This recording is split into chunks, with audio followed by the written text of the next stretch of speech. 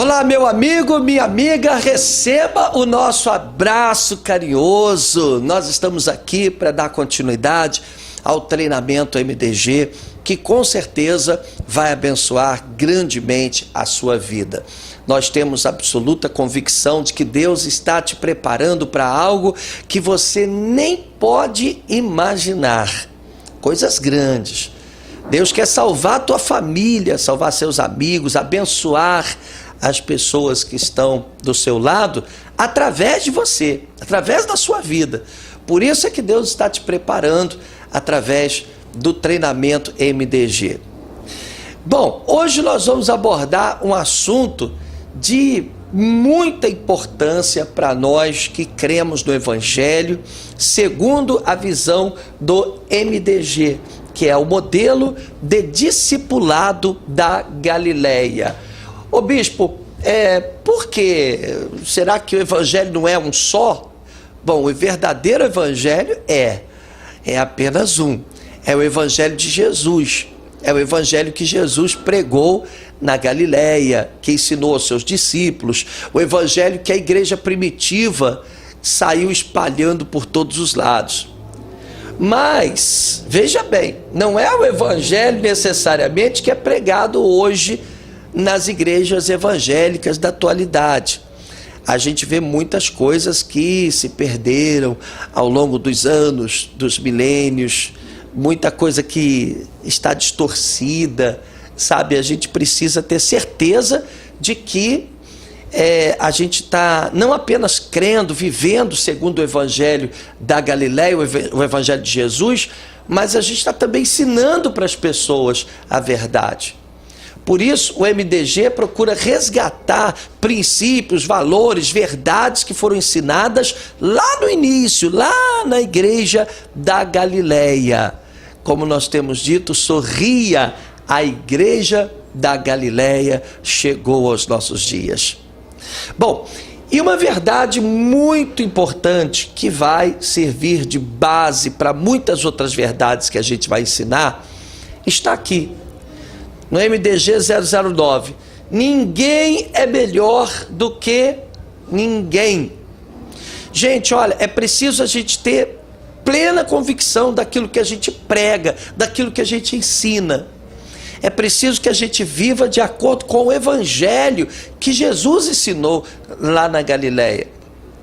E Jesus, já na sua época, teve muitos problemas com pessoas que se achavam extremamente religiosas e, em função disso, elas gostavam de apontar o dedo para os erros das pessoas. Eram pessoas que se sentiam perfeitas, mais cumpridoras da lei, mais consagradas, mais abençoadas. E eu pergunto, será que hoje não acontece a mesma coisa? Hoje eu conheço muita gente, eu tenho visto isso às vezes na televisão, às vezes no rádio, às vezes a gente conversa com um pastor, com um bispo, agora até apóstolos. Quer dizer, de repente você percebe que as pessoas se sentem superiores, estão além, estão acima das outras, sabe? Ou pelo menos se sentem assim. Mas não é o que Jesus ensinou e não é o que nós ensinamos, definitivamente. A Bíblia diz claramente que ninguém é melhor do que ninguém. Vamos entender então o que aconteceu para a gente poder focar na Bíblia Sagrada. Os nossos ensinamentos têm que ser focados na Bíblia. Então vamos lá. Você sabe que Adão e Eva viviam no Éden, no Jardim do Éden. E lá eles tinham uma vida tranquila, uma vida de paz, de alegria, não faltava nada para eles estavam constantemente na presença do Senhor. Mas Adão e Eva pecaram. E quando Adão pecou, quando Adão desagradou a Deus, ele foi expulso da presença do Senhor, ele sofreu consequências do seu pecado. A Bíblia diz que ele foi expulso da presença de Deus. E a partir dessa data, eles começaram a a conhecer o que era o sofrimento. Nasceram os espinhos, os cardos, os abrolhos, e eles começaram a sofrer. Não havia sofrimento antes do pecado de Adão. E a Bíblia diz que nós, por sermos descendentes de Adão e Eva, nós herdamos as consequências do pecado. Isso está na Bíblia, meu irmão. A gente tem que ler, a gente tem que entender o que está na Bíblia, o que está na palavra. Ah, o que eu tenho a ver com Adão? O problema é que você nasceu de Adão. Todos nós somos descendentes de Adão. Então vamos ler na nossa Bíblia o que está escrito em Romanos capítulo 5, versículo 14. Vamos começar a manusear a nossa Bíblia. Romanos capítulo 5, versículo 12, perdão. Romanos capítulo 5, versículo 12. Procura aí na sua Bíblia. Eu vou ler, tá? A minha Bíblia King James. Nós utilizamos a Bíblia King James, geralmente, ou a Bíblia NVI, que é a nova versão internacional. São duas traduções maravilhosas da Bíblia. Vamos ler. Romanos 5, 12. Vou ler aqui na minha Bíblia, hein? Diz assim: concluindo, da mesma forma como o pecado ingressou no mundo por meio de um homem, olha só, por meio de um homem, Adão, o que está escrito aqui, olha, e pelo pecado a morte, assim também a morte foi legada a todos os seres humanos, porque todos pecaram. Então, por sermos descendentes de Adão, nós herdamos as consequências do pecado. E todos nós passamos a ser vistos como pecadores. Todos nós passamos a ser pecadores. Todos nós herdamos o gene do pecado de Adão e Eva, por sermos descendentes de Adão e Eva. Você consegue entender? Por que ninguém é melhor do que ninguém? Porque todos nós herdamos o gene do pecado de Adão e também nos encontramos na condição de pecado. Se você observar, nós vamos ler agora Davi. Davi pecou, Davi, claro, ele teve muitos pecados, mas teve um pecado especial que mereceu ser revelado na Bíblia Sagrada. E a Bíblia fala que Davi, ele pecou com Betseba. Qualquer dia a gente vai falar mais sobre isso aqui, mas você já deve conhecer o pecado de Davi. E ao reconhecer o seu pecado, Davi disse algo muito importante. Abra sua Bíblia aí, pega a Bíblia, irmão, tem que ler na Bíblia. Salmo 51, versículo 5. Vamos ler na Bíblia Sagrada? Salmo 51, versículo 5. Acha aí na sua Bíblia, para a gente ler. Olha o que disse aqui Davi, o rei Davi. Esse salmo ele escreveu quando ele se arrependeu de ter pecado contra Deus. Salmo 51, verso 5, diz assim, posso ler? Posso? Reconheço que sou pecador desde o meu nascimento. Sim, desde que me concebeu minha mãe. Olha só, então a gente entende aqui que o pecado não era simplesmente aquela atitude errada que Davi havia cometido, mas era maior do que isso, era mais do que isso. O pecado era uma condição, nós já falamos sobre isso. Davi se encontrava na condição de pecado. Você acha que Deus fez questão de colocar o pecado de Davi estampado ali na Bíblia Sagrada? Por quê? Para mostrar que todos nós somos pecadores. Para deixar bem claro isso. Porque ninguém é melhor do que ninguém. Eu não sou melhor do que você, eu não sou melhor do que ninguém. Assim como você também não é melhor do que ninguém. Não deve se sentir dessa forma. E Davi disse aqui, olha, Olha o que ele diz aqui, olha. Eu reconheço que sou pecador desde o meu nascimento. Sim, desde que me concebeu a minha mãe. Quer dizer, quando Davi nasceu, ele já nasceu contaminado com o gene do pecado. Entendeu?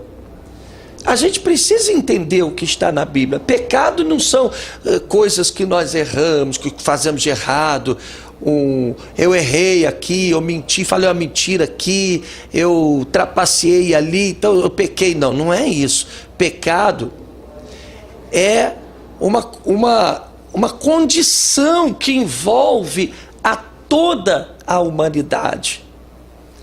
Esses erros que nós cometemos são, na verdade, consequência do nosso pecado, da condição de pecado em que nós vivemos. Você entende? Pois bem, vamos ler Isaías 64, verso 6. Veja o que diz a Bíblia Sagrada. A gente está tentando explicar que ninguém é melhor do que ninguém. É a visão que Jesus teve, que os grandes homens de Deus tiveram no passado, e é a visão que o MDG tem, o modelo de discipulado da Galileia. Olha, Isaías 64, verso 6, diz assim, vamos ler a nossa Bíblia Sagrada, eu peguei agora outra Bíblia que tem o Velho Testamento. Diz assim: mas todos nós somos como o imundo, e todas as nossas justiças como o trapo da imundícia, e todos nós murchamos como a folha, e as nossas iniquidades como um vento nos arrebatam. Então veja bem, todos nós somos como o imundo. Você já viu aqueles crentes que separam tanto? Não, peraí, eu sou santo, eu não posso nem me sentar com fulana, porque ela é uma pecadora. Se você observar, Jesus vivia no meio de pecadores. Eu trabalho, de repente, no meio de pecadores. Você trabalha no meio de pecadores. Você pega um trem de manhã cheio de pecadores. E a Bíblia Sagrada diz que você é como um imundo, porque você também pode até não praticar as mesmas coisas que faz o homem que está longe de Jesus, mas você também peca como ele, peca de outras maneiras, mas peca. É claro que você tem temor a Deus, você procura consagrar a sua vida, oferecer a sua vida como sacrifício para Deus, mas você peca, entende? Então a Bíblia Sagrada diz que a tua natureza é tal como a natureza do imundo, é tal como a natureza do ímpio. Todos nós somos pecadores. A Bíblia diz também, vamos lá, para 1 João capítulo 1, versículo 8.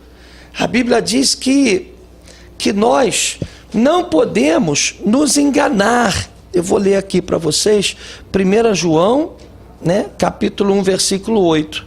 Diz assim, olha: se declaramos que não temos pecado algum, enganamo-nos. Essa versão aqui diz, enganamos a nós mesmos, e a verdade não está em nós. Pronto, está aí. Se você disser que não tem pecado nenhum, então você está se enganando. A verdade não está em você. Aquele que diz, embaçou aí um pouquinho, mas já voltou ao normal. Aquele que diz que não tem pecado algum, está enganando a si mesmo. Entendeu? A verdade não está nele. Então não tem esse negócio de você achar que é melhor do que outras pessoas. Isso não existe. Você entende? Quer ver um versículo que é extremamente importante para você entender o que a gente está dizendo?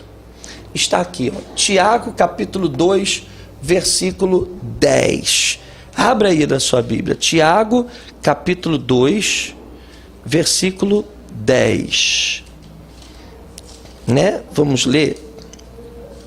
Tiago capítulo 2, versículo 10. Esse versículo aqui, ele cala a boca de muita gente, porque ele fala de uma forma muito clara, mas muito verdadeira, o que é a condição do homem pecador. Eu gosto muito desse versículo, você deveria até assinalar esse versículo na sua Bíblia. Ele diz o seguinte, olha, Tiago 2,10: porquanto quem obedece a toda a lei, mas tropeça em apenas uma das suas ordenanças, torna-se culpado de quebrá-la integralmente. Entendeu? Eu uso sempre esse versículo quando eu encontro com um religioso que começa a se sentir muito dono de si mesmo, sabe? Quando começa a dizer, não, eu tomo a ceia porque eu mereço tomar a ceia, sabe? Essas coisas assim. Não, fulano é pecador, olha lá, como é que é a vida dela, olha lá. Sabe, a gente encontra essas pessoas assim que são extremamente legalistas. Aí eu uso muito esse versículo, Tiago 2,10, é fantástico esse versículo, né?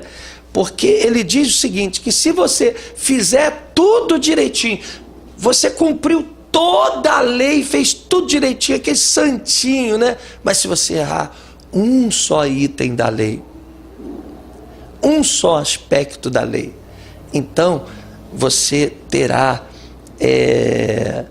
você será culpado de ter quebrado a lei toda, a lei integralmente. E eu pergunto para você, quem é que pode viver nesse mundo sem quebrar um só item da lei? Quem é? Diz. O Bispo Henrique? Não põe nesse rolo não. Quem é que pode viver nesse mundo sem errar um só item da lei? Ninguém, meu irmão. Só Jesus. Então repete comigo. Ninguém é melhor do que ninguém. Ninguém é melhor que ninguém. Diga de novo. Ninguém é melhor que ninguém. Nós não somos melhores do que ninguém. Entendeu? Às vezes a gente vê tanto legalismo, a gente combate muito isso. O MDG combate muito o legalismo religioso. Porque esse negócio das pessoas se sentirem donas da verdade, eu sei. Isso está tudo por fora, irmão. Olha o que Paulo diz aqui, olha. O que Paulo diz a respeito dele mesmo. Vamos ver. 1 Timóteo 1,15. 1 Timóteo 1,15. Vamos ler. Eu queria que você lesse aí comigo, 1 Timóteo 1,15. Olha aqui o que diz aqui o apóstolo Paulo. Ele diz, apóstolo Paulo, que foi um grande homem de Deus, escreveu quase todo o Novo Testamento, quer dizer, um homem usado demais por Deus, né? Deus usou muito esse homem. Olha o que ele diz. Esta declaração é fiel e digna de plena aceitação. Cristo Jesus veio ao mundo para salvar os pecadores, dos quais eu sou o pior. Então, o apóstolo Paulo, ele se achava o pior de todos os pecadores. Hoje você vê os pastores se sentindo superiores, tudo com o narizinho em pé, achando que são donos do mundo. Eu sou ungido, E Paulo dizia, gente, olha, entre todos os pecadores, eu sou o pior. Eu sou o pior. Aqui no verso 16 ele diz, todavia por este motivo mesmo me foi concedida misericórdia, para que em mim, o pior dos pecadores, Cristo Jesus, demonstrasse toda a grandeza da sua paciência e me tornasse no modelo para todos quantos haveriam de crer nele para a vida eterna. Está vendo? Então, meus amados, baseado nessa verdade, tá? Tendo como base essa verdade, que ninguém é melhor do que ninguém, foi que Jesus nos ensinou a não julgar. Você não pode julgar ninguém. Vamos ler para a gente encerrar Mateus capítulo 7. Nós vamos ler do versículo 1 ao 3. Mateus capítulo 7, para a gente encerrar. Versículo 1 ao 3. Jesus disse, olha, sabendo que ninguém é melhor do que ninguém, e essa é a visão do MDG, foi isso que Jesus ensinou lá na Galileia. Então Jesus disse, olha, aos seus discípulos, aos seus seguidores naquela época, lá no Monte das Bem-aventuranças, onde Deus me deu essa grande revelação do MDG, um lugar que eu nunca vou esquecer na minha vida. Diz assim, olha, Jesus disse: não julgueis para que não sejais julgados, pois com o critério com que julgardes, sereis julgados. E com a medida que usardes para medir a outros, igualmente medirão a vós. Amém? Então, que você possa entender e entender à luz da palavra de Deus, porque você manuseou a Bíblia junto comigo. Sabe, o princípio do MDG, o princípio do verdadeiro evangelho, o evangelho de Jesus, o evangelho que foi pregado na Galileia. Ninguém é melhor do que ninguém.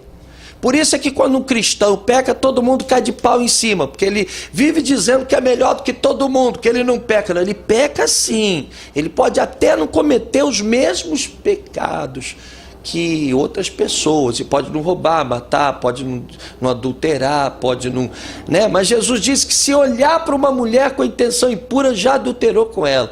E a Bíblia diz que se você pecar um só item da lei, vai ser como se você tivesse quebrado a lei integralmente. Então aprenda essa verdade. Olha, por isso é que nós todos precisamos muito de Jesus, a gente vai falar muito sobre isso aqui.